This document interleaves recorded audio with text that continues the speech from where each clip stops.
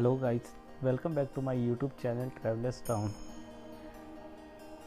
आज हम जा रहे हैं भरतरी धाम, जो कि अलवर का सबसे प्रसिद्ध धाम है।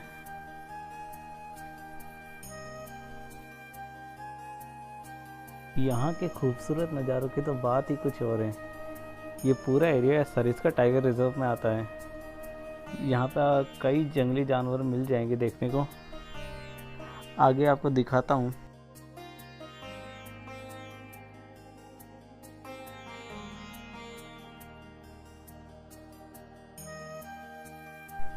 ये सामने जो आप देख रहे हैं, ये भरतरी का मंदिर है। यहाँ पे एक गुफा भी है।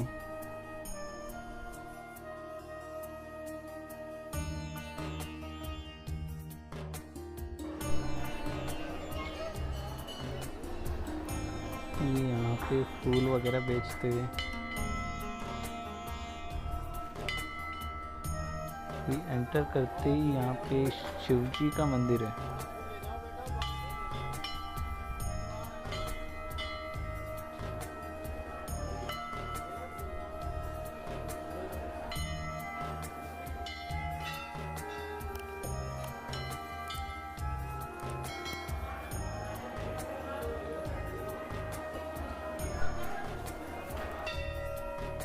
ये शिवलिंग की स्थापना राजा जयसिंह ने करी थी।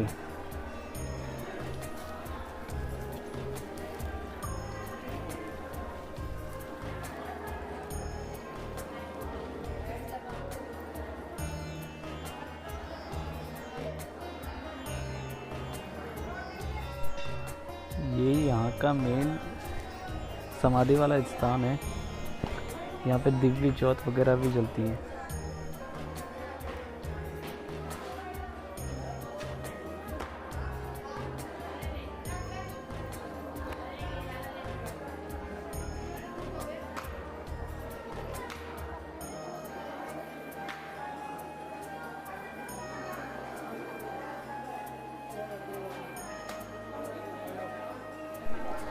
आगे आपको पंडित जी से मिलवाते हैं, वो यहाँ की पूरी कहानी बताएंगे।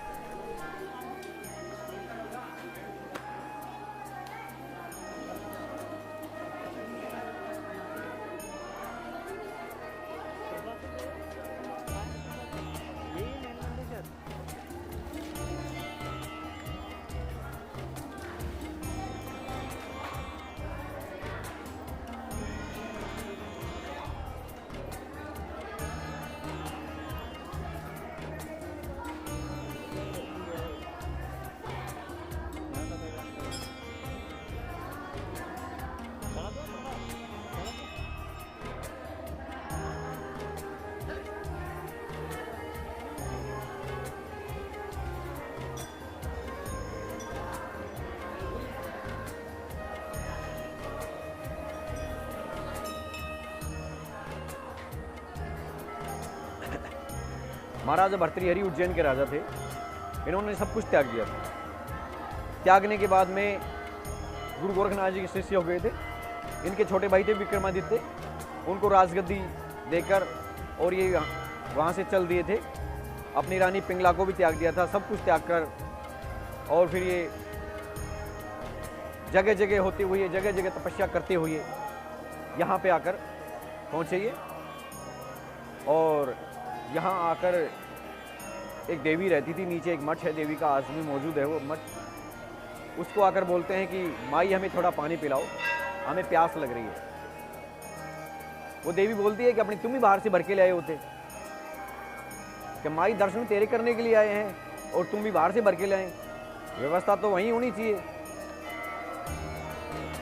तो क्या ऐसे योगी हो तो आप जल निकाल लो यहाँ पे, कि माई हम यहाँ जल निकाल देंगे, तो आपको ये भौम यहाँ से छोड़नी पड़ेगी, आपको यहाँ से जाना पड़ेगा। वचन दो हमें आप, क्या हम वचन देती हूँ। देवी को ये वहम था कि ऐसे कौन से योगी हैं जो जल निकाल देंगे, पानी निकाल देंगे। महाराज गोपीचंद भर्तृहरि जी, इनकी जोड़ी है दोनों गोपीचंद भर्तृहरि जी महाराज जी। गोपीचंद जी दारा नगरी के राजा थे, गौड़ बंगाला, ये इनके भांजे थे। और महाराजा भर्तृहरि मामा थे, दोनों मामा भांजे हैं दोनों। तो दोनों बोलते हैं कि माई हम यहाँ जल निकाल देंगे, हम गुरु गोरखनाथ जी के शिष्य हैं, भगवान शिव के शिष्य हैं, हमें वैसा वैसा मत समझो आप। कि नहीं मैं तो जब ही मानूंगी आपको, आप यहाँ जल निकाल दोगे। दोनों गोपीचंद भर्तृहरि जी महाराज वन की तरफ प्रस्थान करते हैं और खजूर के पेड़ में महाराज गोपीचंद जी चिमटा लगाते हैं, जल प्रकट हो जाता है। महाराज भर्तृहरि जी एक गुलर के पेड़ में चिमटा रोपते हैं, जल प्रकट हो जाता है। दोनों जल की धाराएं, ये समाधि है महाराज भर्तृहरि की, ये दोनों जल की धाराएं पीछे मिलती हैं। यहाँ से मिलते हुए जो देवी का मठ है उसके आगे होकर निकलती है जल की धारा। उस देवी को बोलते हैं मातेश्वरी, अब हमने यहाँ जल निकाल दिया और आपने वचन दिया था मैं यहाँ से चली जाऊँगा अगर आप पानी निकाल दोगे तो देवी वो वचनहार हो जाती है वचन देने के बाद में कि आप थोड़ा ऊपर तपस्या कर लो, मैं नीचे तपस्या कर लूंगी। कि माई आपने वचन दिया है तपस्या तो बाद में करना, पहले वचन को निभाओ। तो वचन तोड़ती है तो महाराज भर्तृहरि को थोड़ा क्रोध होता है और महाराज भर्तृहरि के हाथ में चिमटा था, उस चिमटे की उसके मुंह के ऊपर देते हैं और उस देवी का मुंह बांका हो जाता है, वो घबरा जाती है। महाराज भर्तृहरि जी बोलते हैं दिखा कितनी शक्ति है, अगर देवी देवता अगर वचन को तोड़ने लगेंगे तो आम इंसान क्या वचन निभाएगा आने वाले समय में। देवी घबरा कर बोलती है, नौ नाथ प्रकट हो जाते हैं यहाँ पे,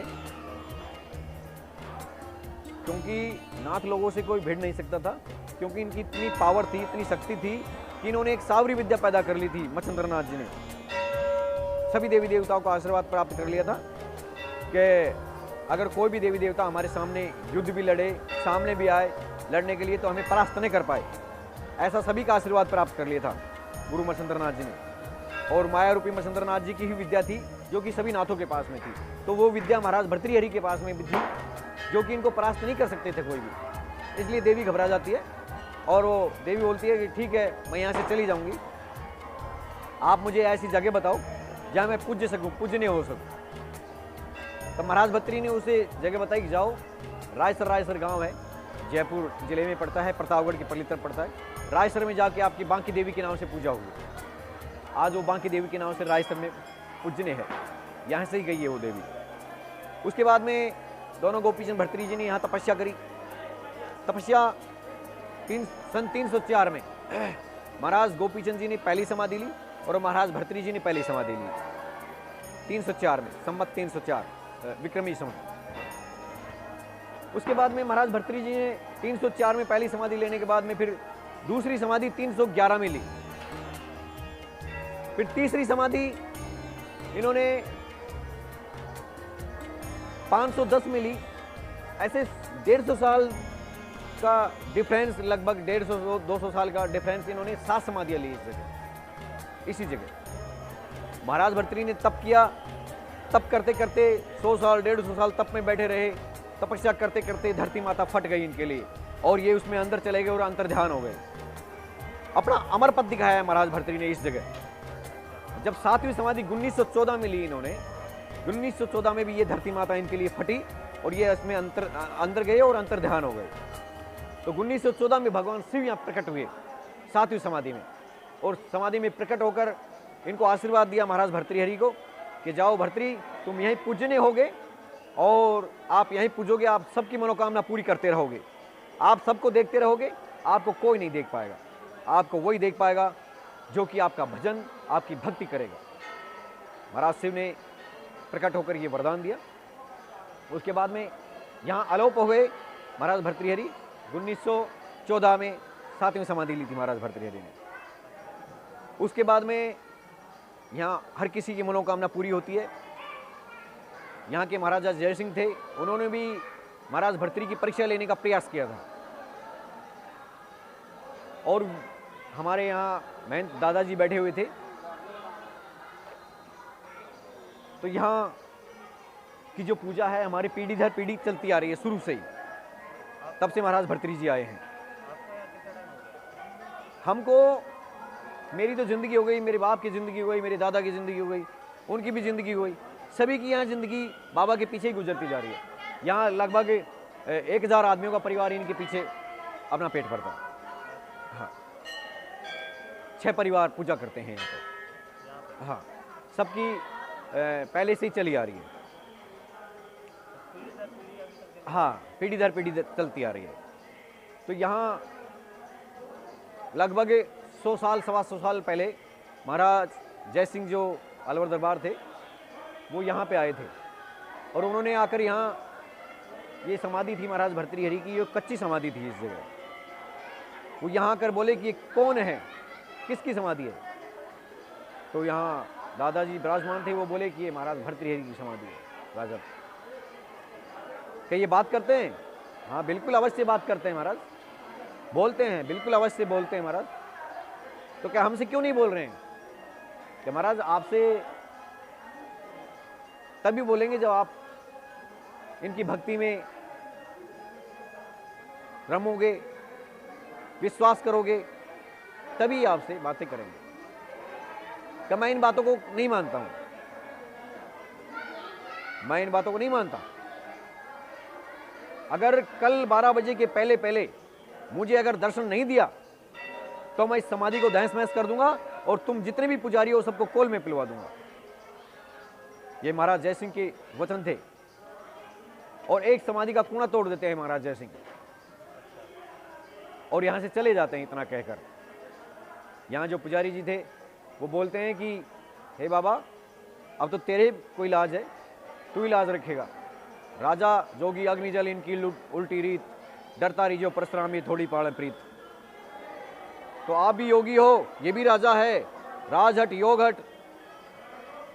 तो योगीराज आप ही जवाब दोगे उनको? तो महंत जी बोलते हैं बाबा से, बाबा प्रकट को बोलते हैं कि पुजारी आप घबराओ मत, मैं अवश्य उसको मिलूंगा। रात के 12 बजे जनाने महल में राजन सूते हुए और वहाँ एक बालक प्रकट होते हैं, बालक स्वरूप में।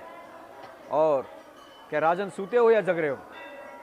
चारों तरफ के दरवाजे बंद, नौकर चाकर खड़े हुए। और ये बच्चा कौन? राजन की आंख खुली, ये बच्चा कौन? कि राजन ये बच्चा नहीं है। अरे हमने तेरा क्या बिगाड़ा था? तूने जाकर हमें जंगल में भी सता दिया। हम तो हमारे गुरु का नाम ले रहे थे, भजन कर रहे थे हमने तेरा क्या बिगाड़ दिया? तूने जाकर हमें वहां भी सता दिया।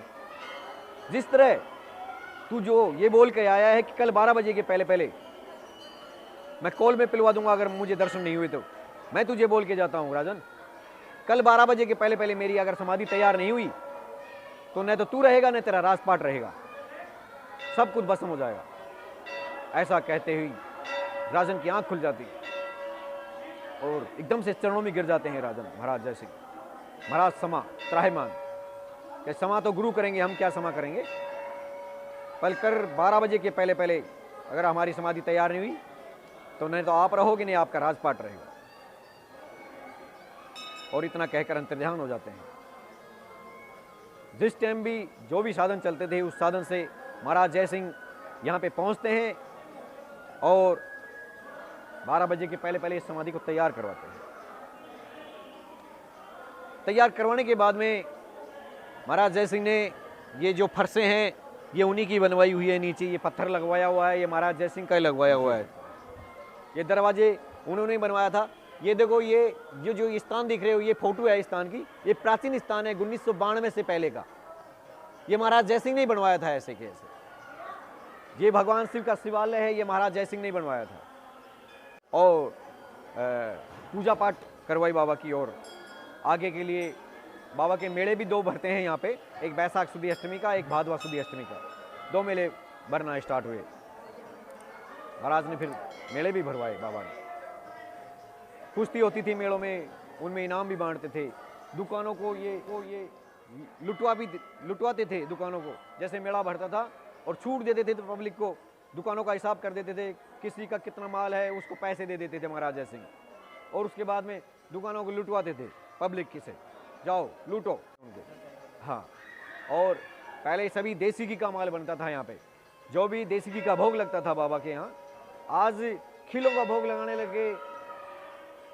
आज लोग अतिक्रमण करके और यहाँ पे बैठे हैं लोग, मन में आए जो बेचने लग गए, किसी की कोई मानता नहीं है।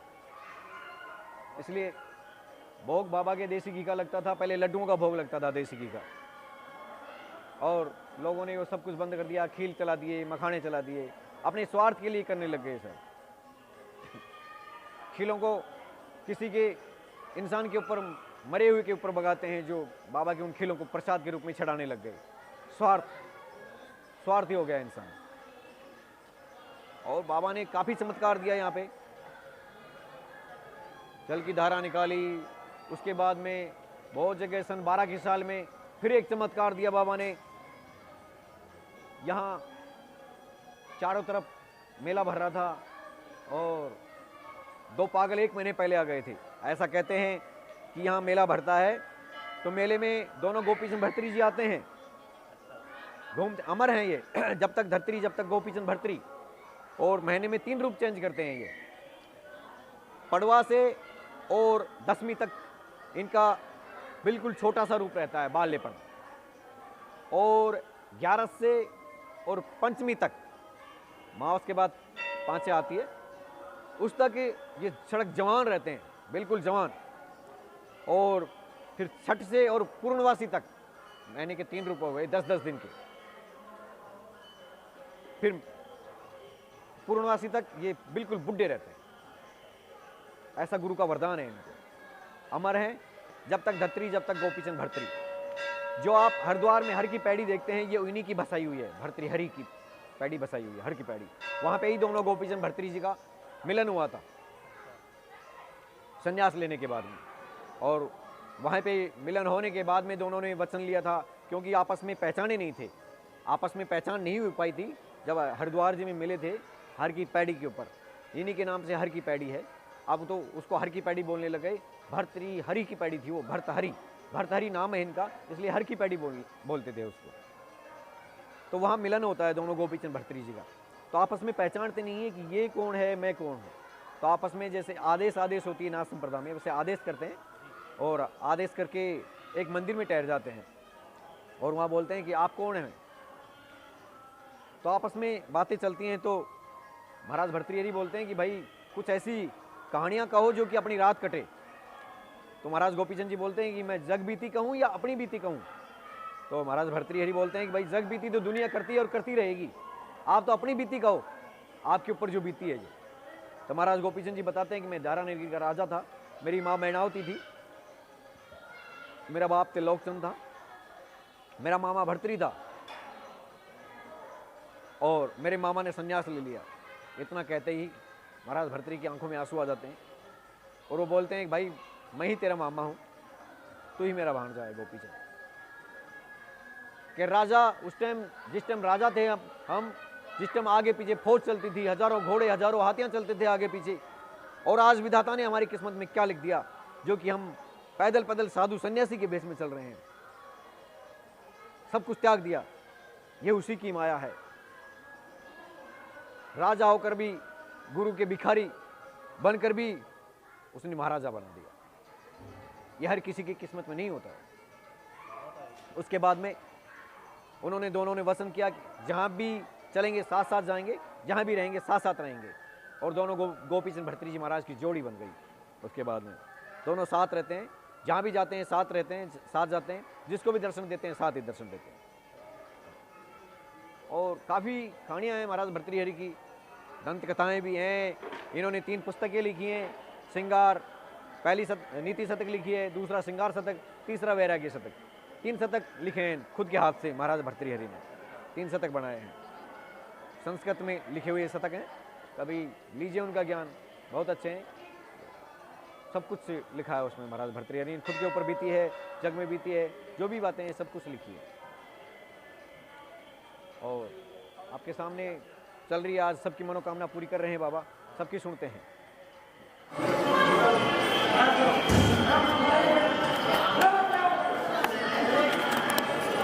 भगवान श्री का शिवालय महाराज जय सिंह का बनाया है, जो नीचे चलती है अखंड ज्योति। ये धुना है बाबा का। अरे भैया ये बाजार के लिए आओ, ऐसे नहीं लगेगा। कैसे लगाना? बाजार ले आओ, बाजार के लिए ले लेगा, बाजार के लिए आओ। इसको बाजार लो, इसमें धुने में लगा दो, बाजार ले आओ बाहर से। वो देखो पुणे में बाजार रखे, उधर बाजार लो।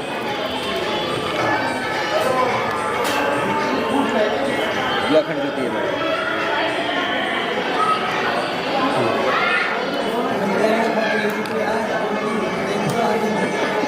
ले ले ले ले। इसी का गुलर का पेड़ था पहले, अच्छा। सन 1992 से पहले, और वो दोनों स्थानों के ऊपर छाया हुआ। इतना बैसाख सुदी अष्टमी का मेला था, इतना भयंकर भीड़ थी यहाँ पे, बहुत ज़बरदस्त भीड़ थी। उस भीड़ में बाबा ने एक चमत्कार दिया और उस पेड़ को ऐसे पकड़ के, जैसे नीचे काफ़ी पब्लिक सूती हुई थी, पूरा जोग समाधि के ऊपर था, और बाबा ने उठाकर उस पेड़ को और धीरे से नीचे ऐसे रख दिया जिस तरह किसी वस्तु को उठाकर अपन रख देते हैं। अच्छा। और उसमें ट्यूबलाइट थी, लट्टू था, वो भी नहीं फूटे, और वो भी ऐसे कैसे साबुत थे। और जो पब्लिक थी उसके नीचे, वो भी खड़ी होकर उसके नीचे से निकल रही थी। तो उनको महंती जी पूछ रहे थे, मनोहर नाथ जी पूछ रहे थे उनसे कि वो भाई किसी के लगी तो नहीं है? तो सब पब्लिक ये बोल रही थी, नहीं बाबा किसी के टच भी नहीं हुआ पेड़। अच्छा। बाबा ने ऐसे चमत्कार दिखाया था। हाँ, जब राजीव गांधी जी जिस दिन मरे थे, जिस दिन डेथ हुई थी राजीव गांधी जी की, उसी दिन उसी समय एक अंधकार आया था यहाँ पे। अच्छा। उस अंधकार में वो पेड़ गिर गया था अच्छा। उसी दिन। किसी के लगी नहीं उसमें? नहीं, किसी के कोई चोट भी नहीं आई, किसी के टच भी नहीं हुआ वो पेड़। इसमें एक लट्टू था, एक ट्यूबलाइट थी, हमारे झालरें थी, सब कुछ था उसमें, पर किसी को चोट भी नहीं आई, लट्टू भी नहीं फूटा। अच्छा। और इससे तगड़ा क्या चमत्कार होगा? जो इस समाधि के ऊपर पुजारी लोग पूजा कर रहे थे, वो आकर उस गूलर के डर की वजह से कि भाई बरसात आएगी, और उसके गूलर की चिपट गए। उन या 4 छतरियाँ थी, देखो वो तस्वीर में है, 4 छतरियाँ थी इस चारों कोनों के ऊपर। वो यहाँ से पुजारियों को उठा के ऑटोमेटिक और उस दूसरी छतरी के पास पहुँचा दिया गया। अच्छा। बाबा के द्वारा। और क्या चमत्कार पहुँचाए वो बाबा ही जाने। और उनको ये भी पता नहीं लगा कि हम खड़े कहाँ हुए थे, पहुँच कहाँ गए, ऑटोमेटिक ऐसा चमत्कार दिया बाबा ने। और उस कूलर को ऐसे उठाकर धीरे से रख दिया जिस तरह किसी चीज़ को उठाकर अपन किसी वस्तु को रख देते हैं। बाबा ने बहुत तरह का चमत्कार दिया, और किसी के टच भी नहीं हुआ, काफ़ी पब्लिक सूती हुई थी। अच्छा। तो चमत्कार आज भी मौजूद है, मानने वाले के लिए, और नहीं मानने वाले के लिए तो कुछ भी नहीं। नहीं मानने वाले के लिए तो भगवान भी नहीं है, और मानने वाले के लिए तो सब कुछ है। सही बात है। आज भी चमत्कार है इस समाधि का। जो भी कोई अपनी मनोकामना लेकर आता है उसकी अवश्य पूरी होती है, 100% पूरी होती है। तो दूसरा मंदिर की तरह उसको चलते हैं। ये शिवालय है, ये महाराज जय सिंह का ही बनवाया हुआ शिवालय है। ये पहले का ही बना हुआ मठ है। ये बाद में निर्माण हुआ है इसका, उसके बाद में इसका 1992 के बाद में लेंटर डाला है। अच्छा। ये शिवालय महाराज जय सिंह का ही बनवाया हुआ है। उन्हीं का, यहाँ पे पहले एक भैरू जी की पूजा होती थी इस जगह। भैरू जी थे, भगवान शिव की जगह भैरू जी का मंदिर था यहाँ पे। अच्छा। और भैरू जी का मंदिर इतना तगड़ा था कि आज रणखेत में हमारे यहाँ एक रणखेत है, वहाँ बकरे कटते थे। अच्छा। और बकरों का कटकर इसमें धुपते थे नाले में, और यहाँ भोग लगता था भैरू जी की। अच्छा। यहाँ इतनी मधुमक्खियाँ थी कि कोई भी यहाँ गंदगी नहीं कर सकता था। भैरू जी का इतना चमत्कार था बाबा के आगे। और अगर कोई पेशाब भी कर देता था तो मधुमक्खियाँ चोट उसको खा जाती थी। तो यहाँ कोई गंदगी करने से भी डरता था, कोई भी भद्र काम करने से भी डरता था, ऐसा चमत्कार था। तो यहाँ महाराज बच्चू सिंह जी भरतपुर महाराज और महाराज जय सिंह जी दोनों आए थे इस जगह दर्शन करने के लिए बाबा के। तो यहाँ आकर उनको थोड़ी घृणा हो गई। जो नाला बह रहा था पानी का, उसमें थोड़ा खून जैसा बह रहा था वो, क्योंकि बकरे छड़ते थे, धुपते थे, वो खून जैसा पानी हो जाता था। तो थोड़ी उनको घृणा हो गई उससे कि ये कैसा पानी है। तो उनको मधुमक्खियाँ खा गई, मधुमक्खियाँ चोट गई। तो मधुमक्खियाँ खाती हैं उनको, तो बोलते हैं बचाओ। तो यहाँ महंती जी थे, वो बोले कि बाबा के आगे ना फेंक दो राजन, वही कर सकते हैं, या तो वही करेंगे ठीक। क्योंकि बाबा के आगे आकर नाक रगड़ते हैं तो मधुमक्खियाँ छोड़कर चली जाती हैं। वो बोलते हैं ये क्या बात है, कि मैंने तो यहाँ घृण करी थी, थोड़ी सी नाले में घृण आ गई थी, इसलिए थोड़ी, कि बाबा का यही चमत्कार है, यहाँ घृणा मत करो किसी चीज़ से। हाँ सही है। तो महाराज जय सिंह बोले कि इस भैरू जी को यहाँ से उपड़ाना पड़ेगा, यहाँ से हटाना पड़ेगा, क्योंकि ये चीज़ें छड़ती हैं नाथ जी के सामने। भैरू जी के ये चीज़ें छड़ती हैं तो अच्छा नहीं है। तो वो अपने हाथी लगा दिए उनको उपाड़ने के लिए। तो यहाँ एक सिद्ध मूर्ति थी, हीरानाथ जी, नाम सुना होगा अलवर में। आज हीरानाथ जी और शिवनाथ जी की हर दुकान के ऊपर तस्वीर मिलेगी, और काली मोरी पे मंदिर भी है उनका, हीरानाथ जी का जी। तो वो बोले कि राजन ये भी कुछ लेके बैठे हैं, ऐसे ही नहीं बैठे हैं, ये भी कुछ लेके बैठे हैं, इनको ऐसे मत छेड़ो। आप 1 महीने का मुझे वचन दो, 1 महीने में मैं इनको प्रकट कर लूँगा, और प्रकट करके इसको पत्थर रूपी पत्थर छोड़ दूंगा, बाकी भैरू जी को मैं निकाल लूँगा। महाराज जैसे हीरानाथ जी बोले कि ठीक है महाराज मैं आपको 1 महीने का टाइम देता हूँ। 1 महीने में महाराज हीरानाथ जी ने उनको प्रकट कर लिया यहाँ भैरव जी को। भैरव जी से वचन ले रहे थे कि आप मेरे साथ अलवर चलो, आप मेरे को वचन दो, अलवर चलो। तो भैरव जी बोल रहे थे कि भाई ठीक है मैं अलवर तो चलूँगा, पर यहाँ थोड़ा सुना हो जाएगा। मैं जो भी यहाँ करता हूँ, जो मैं ही करता हूँ, हाँ क्या यहाँ करने वाले तो नाथ जी है ना, भर्तरी बाबा करेंगे, जो भी करेंगे भर्तरी नाथ जी करेंगे। कि भाई उनका करने वाला आगे मैं ही खींचता हूँ, आगे मैं ही हूँ उनके, जो उनका कार्य करता हूँ, जो मैं ही करता हूँ। वो तो अपने भजन में मस्त रहते हैं, अपने भजन में मस्त रहते हैं वो तो क्या आप वचन हार जाओ। तो हीरानाथ जी बोले कि वचन हार जाओ आप। नहीं वचन तो नहीं हारूंगा। भैरवनाथ जी बोले ठीक है मैं चलता हूँ, पर चलो आप, मैं आता हूँ, पर एक वचन मुझे भी दो आप, क्या वचन लो। तो हीरानाथ जी से भैरवनाथ जी ने वचन लिया कि जो कार्तिक का महीना आता है उसमें 7वें के रोज मेरा भंडारा देना पड़ेगा। 7वीं के रोज नीचे मंदिर है भैरव जी का, हाँ नीचे हाँ। देखा था, उस जगह मेरा भंडारा देना पड़ेगा, और 8वीं के रोज नाथ जी का भंडारा देना पड़ेगा। ये वचन दो मुझे। अच्छा तो ये वचन हीरानाथ जी देते हैं, ठीक है मैं ये वचन देता हूँ, और ये वचन दे देते हैं उनको, ठीक है। उसके बाद में पुजारी जी महंत जी यहाँ ग्यारसी नाथ जी थे, हमारे दादाजी, उनसे भैरव जी बोलते हैं कि भाई पुजारी हम तो वचनों में आ गए और हम यहाँ से जा रहे हैं। तो बाबा क्या वचन दिया है आपने? क्या मैंने वचन दिया है, हीरानाथ ने ये वचन ले लिया कि अलवर चलो मेरे साथ। क्या आपने अलवर जाने का वचन दिया है? आप इस वचन को निभाओ, उनके साथ अलवर जाओ और वापस आ जाओ, आपका वचन निभ जाएगा और आप वापस भी आ जाएंगे। ये ठीक है ऐसा कर लेते हैं, पर एक वचन हमें निभाना पड़ेगा। मैं जब तक अलवर जाकर आऊँ तब तक आप यहीं बैठे रहेंगे ढूंढे के ऊपर ही। क्या ठीक है मैं बैठा रहूँगा।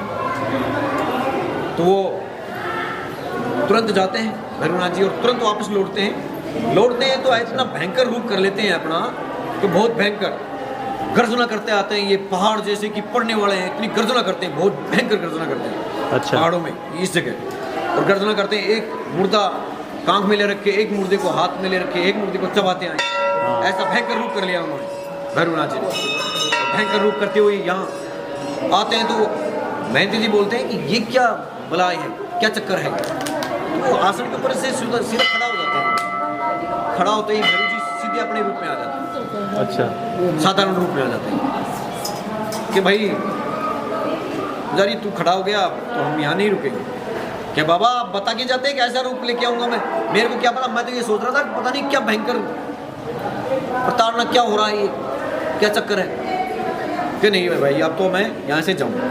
फिर वो भैरव जी यहाँ से वापस चले जाते हैं। फिर हीरानाथ जी ने उस भंडारे को, जो कार्तिक का महीना आता है वो भंडारा आज भी होता है, अच्छा उसको हीरानाथ जी ने काफ़ी सालों तक किया।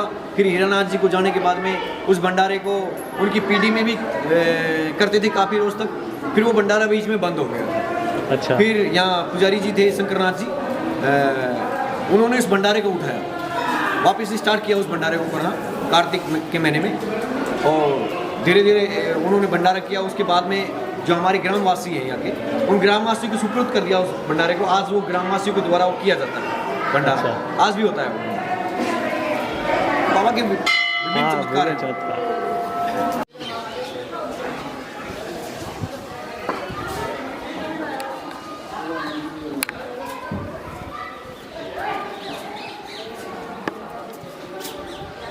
ये 2 मंदिर तो ये बाद में बने हुए हैं।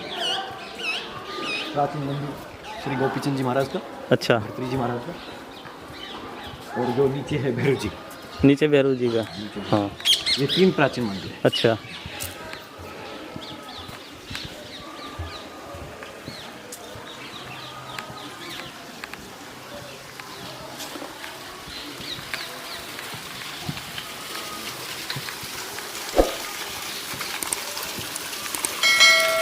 बियाबान जंगल था साहब, जिससे महाराज हाँ बियाबान जंगल था। कुछ नहीं। ये वाला पानी आगे से आ रहा है। हाँ बिल्कुल आगे था।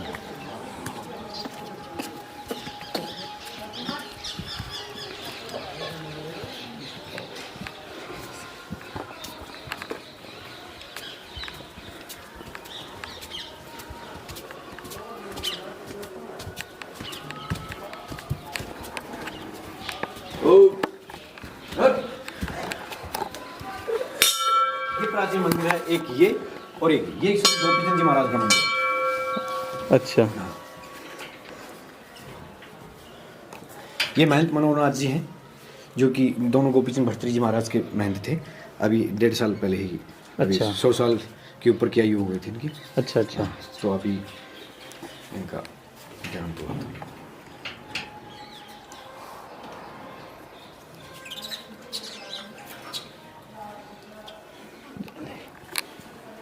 ये अखंड ज्योति चलती है यहाँ भी, देखो नीचे चल रही है ना। हाँ, ये अखंड ज्योति यहाँ चलती है और वहाँ चलती है, दोनों जगह चलते हैं।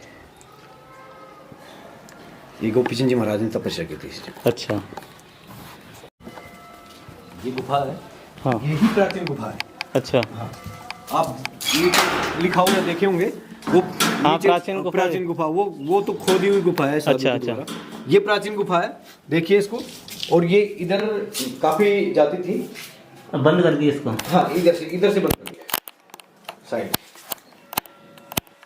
ये महंत जी ने बंद करवा दिया था इसको।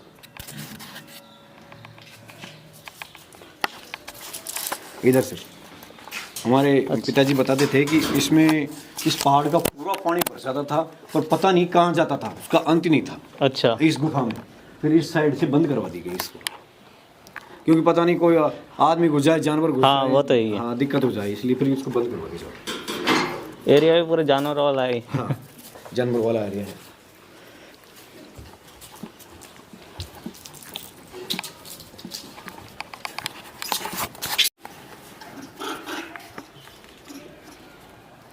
ये लोग